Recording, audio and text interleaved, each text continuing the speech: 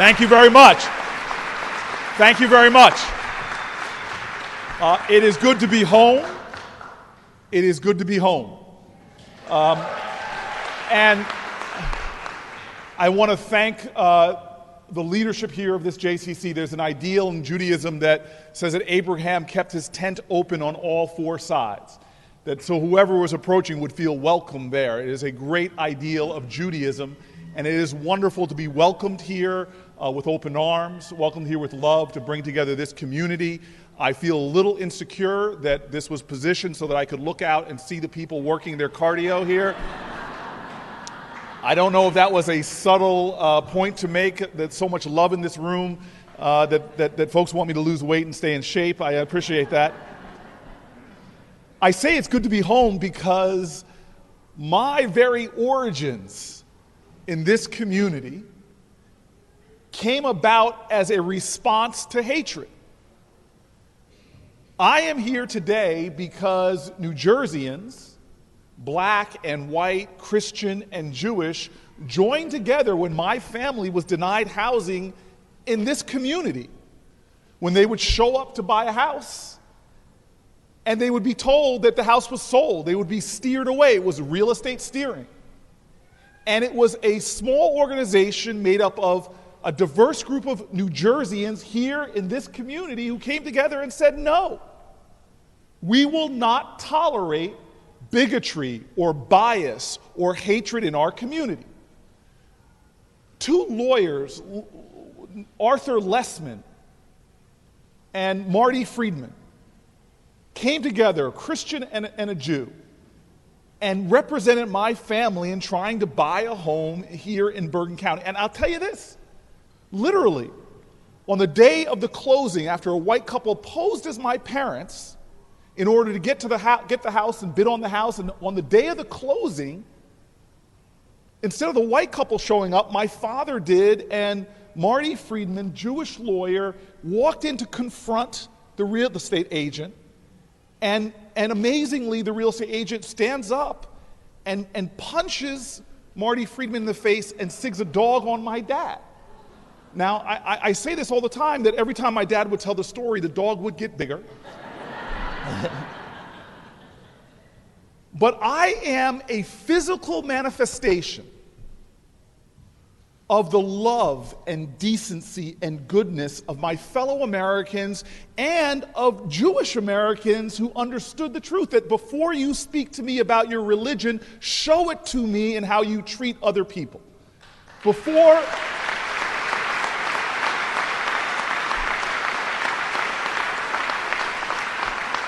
you tell me about your passion for your faith, show it to me in your compassion for others. This is the truth of Judaism. And this is why I'm so profoundly overjoyed to be here now, because my parents taught me as a boy growing up in Harrington Park. Never forget, they wanted me to know, that when people marched and sat in, got on buses knowing that they would be bombed and burned, they wanted me to know that the people that did that were not just black folks. There were gay folks that were there fighting for your freedom. There were Muslim folks there fighting for your freedom. There were Jewish folks who shed blood, Goodman, Cheney, Schwerner, together with African Americans, not because they were fighting for black rights, but they were fighting for that call that is rife throughout the Quran, that is rife throughout the Torah, that is rife throughout the Christian Bible, fighting for that high ideal of justice. Jewish Americans who celebrate during the holidays that song sung with the words, Ki beiti beit tefillah l'chol amim, may my house be a house of prayer for many nations, that the ideal for a great society is all people coming together around one table. It's the ideal of America, e pluribus unum. And so we are here today.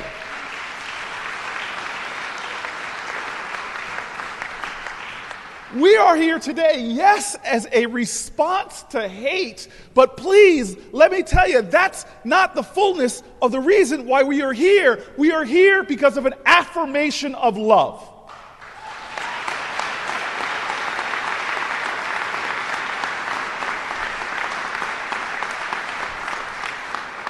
Because that is the truth that we exalt. That is the strength that we show.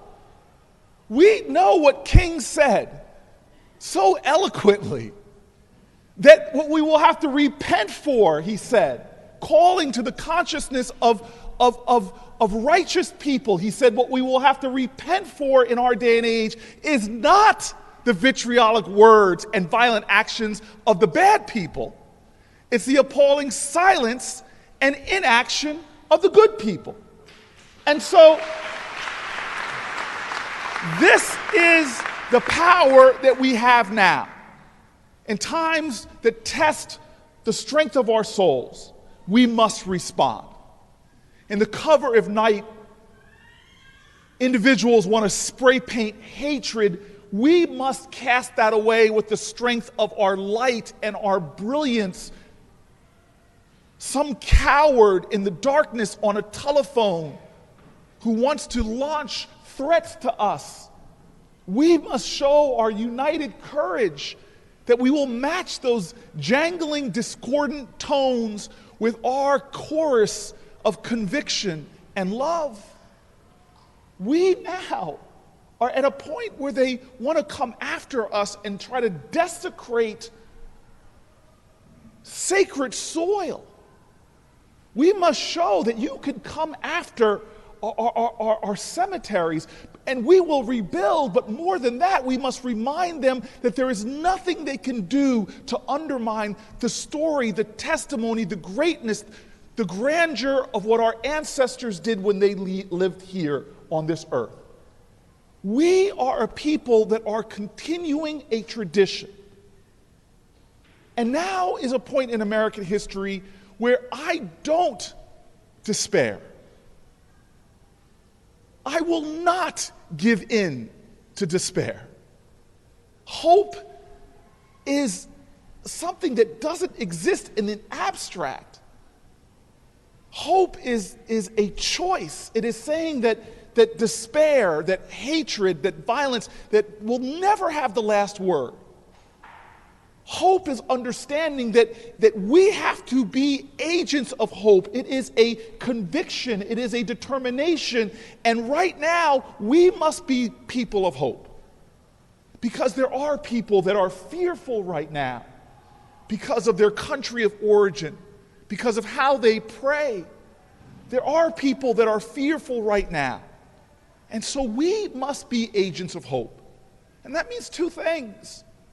One, I'm proud that my senior senator, Bob Menendez, my governor, Chris Christie, that these two men in their official capacity are taking concrete actions to be people of hope. I'm proud to have joined with Senator Menendez, not just in asking for more money for nonprofits like this JCC, that's so important, but the way in which Senator Menendez and I went about it. We reached across the aisle and asked our Republican colleagues, join with us on letters asking for more funds to our nonprofits. Join with us for more UASI, Homeland Security dollars. Let's do this in a bipartisan way because we are all Americans. Nothing should divide us when it comes to protecting and standing up for fellow Americans, especially in times of hate.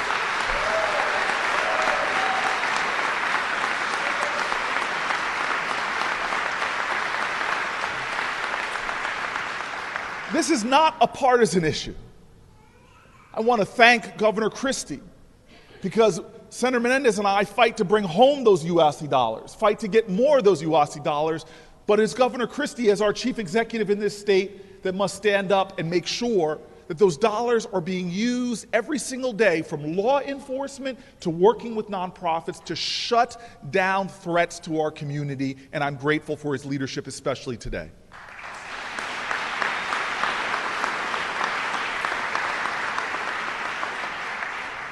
But I would be remiss, though, if letting you know that is not all that we are obliged to do.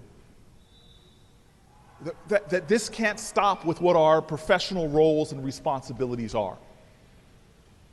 In the civil rights movement, there is this great song sung by one of my favorite groups, Sweet Honey in the Rock. And the song is called Ella's Song. And there's a refrain in that song that says, "We who believe in freedom cannot rest. We who believe in freedom cannot rest until it's won." You see, we have inherited in this nation the legacy of the struggles of those who came before us, overcoming sexism and bigotry and hatred and homophobia, overcoming anti-Semitism. We are here today, as I said, we are physical manifestations of this consistent commitment to freedom, to hope, and to love. We are here because people understood that their obligations of citizenship go beyond just voting, go beyond just taking care of your families and yourselves. It's this understanding that we have an unusual connection to each other because this nation was not founded on those usual connections. We're not a country that was founded as a theocracy where we all pray alike and have that as our connection. We're not a nation that was founded because we all share the same race and same ancestral DNA. We're not founded on some divine right of kings and queens that guides us together. No, we are founded as a nation because we are a nation of principles and ideals. In fact, we're the first nation to put it into a constitution that we are a country that respects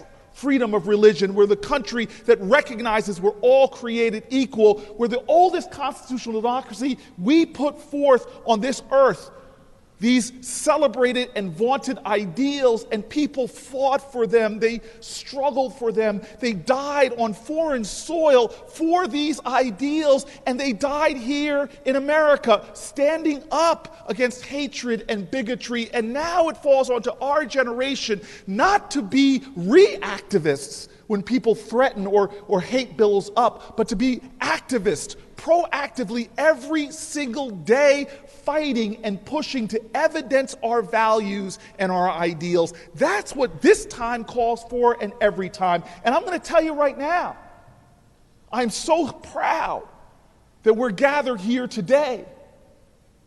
It is so important, this moment, but the moment and the challenges in our country as we see hate and actions of hate crimes rise up, it demands for us in this generation the same kind of commitment and sacrifice that our ancestors made. And so I call on all of us now that we will never ever let a hateful word be the last word, that we will respond with love.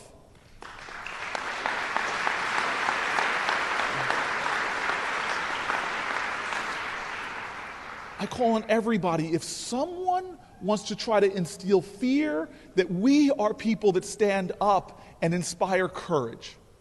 I call on everybody that we understand this obligation written into the Declaration of Independence, this ideal that we must mutually pledge to each other our lives, our fortunes, and our sacred honor. Let this be an ignition point today. Let us be agents of that sacred honor.